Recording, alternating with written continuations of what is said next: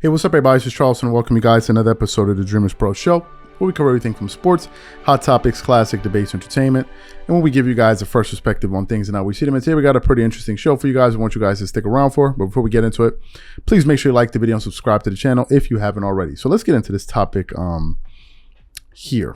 Right now, this topic is annexed to another topic. What am I talking about? We all saw the big blow up on ESPN. I believe it was just day before yesterday, with Kendrick Perkins and JJ Redick.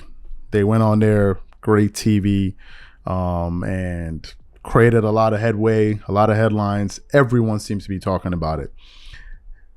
Then yesterday night, while I was kind of going through the internet, I came across a channel, Valuetainment. I'm sure a lot of you guys know. They're a huge channel. I think they now have about 4 million subscribers, or 3+ million for sure. They're huge. So I'm sure a good amount of you know who they are. And I saw a clip from one of their short clip channels. And what were they talking about? They were talking about the blow up between, Kendrick Perkins and JJ Redick on ESPN. And I was like, even they have something to say about this? So what did I do? I clicked on it, right? It was about a 10-minute video or so. So I clicked on it to hear what Pat and the rest of the panel had to say there. So various people spoke. And then Patrick Bet-David gave his original thoughts on what he thought about the dispute that JJ Redick and Kendrick Perkins were having. And obviously, I think Patrick Bet-David felt like most people felt about that topic. But then he got to a point where he started to talk about the time he interviewed Stephen A. Smith, and he began to reveal what he believes some of the challenges or hidden challenges or inner challenges that Stephen A. Smith is facing as an employee of ESPN. So what we want to do is we want to play exactly what Patrick Bet-David had to say, given the fact he interviewed Stephen A. Smith. And then we're going to really come back and unpack this thing. So take a listen to what Patrick Bet-David had to say here on Valuetainment, and then we're going to come back and react to his comments. Take a listen to that there. But by the way, you have to realize that, to me, this is my opinion. This is my opinion. I go to ESPN to interview Stephen A. Smith. Yeah. I've been looking forward to interviewing Stephen A. Smith. While we're going out there, he knows this is, I've done Magic, Kobe, I've done a lot of different things. ESPN comes up to me and they're like, look, I just finished my interview with Ray Dalio, and they said, hey, Patrick, you can't talk to him about politics. ESPN's asked me to cut the interview. Wow. I said, what do you mean? I'm just going to ask, what if he wants to talk about it? Even if he does want to talk about it, we'll cut the interview. So what are you talking about? Wow. Yeah, we're going to cut the interview. By the way, if you look at the set of my interview, you'll recognize the set. Go on YouTube, type in Stephen A. Smith with Bet-David. You have to see the Pat, set. They won't even let you talk anything when you see our set, you're going to know where this set is. Just look at the set. Wow. Okay? Look at the set. Look at the set. Click on it. I won't flag it. Come on, Pat. You know what set that is? I see Muhammad Ali in the back. That's the ESPN set. Go up where you're showing both of us together, like we're all sitting. That's the one. Go right to pause right there. Yeah, that's the ESPN. You know that set. Yeah, wow. That's the ESPN set. There's ESPN guys right on this side watching, looking at me, saying you can't talk about that. Wow. And I'm about to go into it. You can't talk about that. And Mario's like, Pat, I don't know what to do. Mario's trying to tell the guy, let him ask the question. Yeah. He couldn't talk. Well, anyway, Stephen A. started talking about politics. I think Stephen A. is in a tough place. And the tough place I think he's in right now, he has sometimes in life when your philosophies outgrow your peers and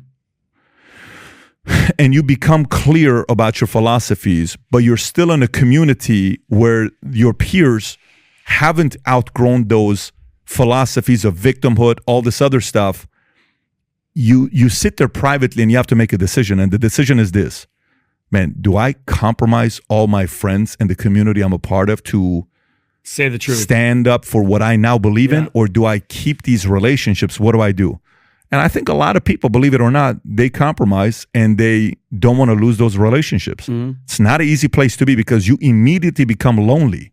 You immediately go from getting 79,000 likes on Instagram posts to 13,000 likes. Yep. You immediately go from getting, 693,000 views on a first take clip to 173,000 views. And that's a scary thought, okay? And ESPN right now is getting killed. Clay Travis is saying that these guys are going to go out of business in no time. I don't know if that's going to happen. I think they're going to let go of a lot of their lower level talent. I think that could possibly happen. And if you think about the companies that Disney is willing to sell, this is definitely one of them. Yeah, I was just going to say, who owns ESPN? Disney. They're willing to sell it. So actually, they're shopping it. Yeah, exactly. Quietly, they're shopping. That's how they divided the companies into three different categories, so they can one by one sell them. Okay, so exactly. Wow. Bob Iger's a genius. So they want to sell ESPN because they've already seen the writing on the wall. But you know, here's a crazy question for you. What's the opposite side of ESPN? What is the ESPN competitor? Fox Sports. I don't know about that. So you heard what Patrick Bet-David had to say. And it's funny, I'm sure some people are going to watch, man, you don't come up with content. All you do is react to content, which was what they were doing, right? And everybody else is doing. Anyway, let me get into the comments that Patrick Bet-David made. I thought he brought up a very, very interesting point. Here's what I mean. I started following Patrick Bet-David's channel number of years ago. I discovered his platform when he was talking about business videos. He did a video where he kind of chronicled his time at Harvard Business School. He did, I think, a 12-week program or 8-week program there. So I started following him then. And at the time, he was very business centric, right? That was predominantly what his content was about. Then as time went on, his interests began to expand. His platform began to get bigger. You saw him talking about, interviewing mafia bosses, which do very, very well for their platform. They may be the best performing content on his platform. Mafia videos. He had another video, The Life of an Entrepreneur in 60 Seconds. That went viral. So he did a bunch of things. And then as time went on, Patrick Bet-David started to discuss politics, right? And then he really started kind of pivoting into that arena. And when he started pivoting into the arena of politics, you could tell that it started to kind of throw off some of his original subscribers, because I used to read some of the comments that people were leaving there. And then once you started understanding his political views, it kind of changed the way some people felt about him. Now, maybe it didn't matter to some people, but some people felt the kind of way. What's the point I'm trying to make here? The point I'm trying to make is politics is one of these things that it's like the point of no return. Politics is so divisive. It is so divisive.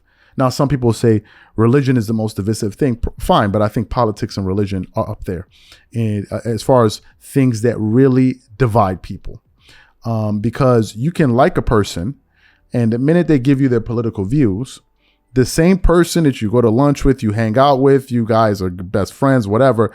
The minute that person reveals his or her political views and they don't align with yours, all of a sudden we have a problem. All of a sudden we have a problem. It happens literally all the time. So when you listen to him say that he believes that Stephen A. Smith in a way has a muzzle on his mouth where he cannot really say what he really believes, I think there's some truth to that. And also he backed it up with an example, like a real example of him when he tried to interview him, but when they basically told him, hey, listen, don't ask him this, don't ask him that, or whatever, the case may be there. To me, I think that one has to be very careful about discussing politics. There's a real reason we don't discuss it here. The reason we don't discuss politics on our channel is for two reasons, and it's quite simple. Number one, I don't like politics.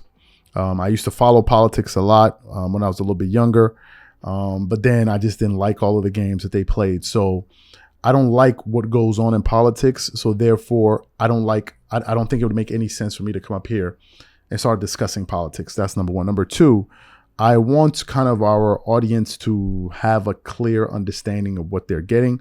But I do admit that there are times where sports and politics do intersect, where you do need to have a strong opinion and you do need to have a point of view.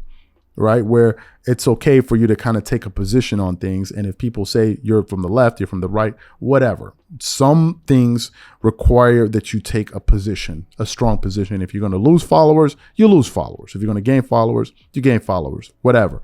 But in the case of Stephen A. Smith, I think that ESPN is a very left-leaning sports media company. It's quite clear that they're very left-leaning. So I believe that Stephen A. Smith has to toe the line and basically say what he believes that his employer say things he believes his employer in this case ESPN would agree with. You can't go out there and start taking, so to speak, conservative positions. Now, at times it does kind of leak out of him because just looking at him from afar, and I don't know him, I don't want to accuse him of anything. I think Stephen A. Smith does have some conservative proclivities, especially when he talks about money and being very capitalistic and all of that. Some people may view that as, hey, that's something a conservative will say. But I just thought it was interesting that Patrick Bet-David gave that insight, that maybe Stephen A. Smith in reality wants to say more, but he cannot because number one, he doesn't want to number one get into have any issues with his employer. Number two, kind of go against the pack because that can it's a real thing. I mean, it's a real thing, and it can happen on various fronts. By the way, it can happen on various fronts. You may come from a house that's 100% conservative, and then you have one guy that decides, hey man, I want to be a liberal, or the vice versa. We're all liberals, and this guy decides he wants to be. It happens all the time on both sides of the aisle. So, to me, I thought it was pretty interesting. I'm sure some of you guys are wondering, hey, what are your political views? I don't really have any political views in terms of I am this or I am that. I just weigh issues and I decide if this makes sense to me, I'm going to say this. If this cause makes sense to me, I'm going to support that. I don't really have any political leanings or affiliations. I just support the ideas that make sense to me. I have no horse in the race. But these are my thoughts and opinions. What I want to know from you guys is, number one, what do you think about the information that Patrick Bet-David gave in this show? Number two, what do you think about the points I was able to put forward? And number three, do you think that politics and sports should be separated, or do you think that these two things go hand in hand? Whatever you guys think, please leave your thoughts and comments in the comment section, and we catch you guys on the next show.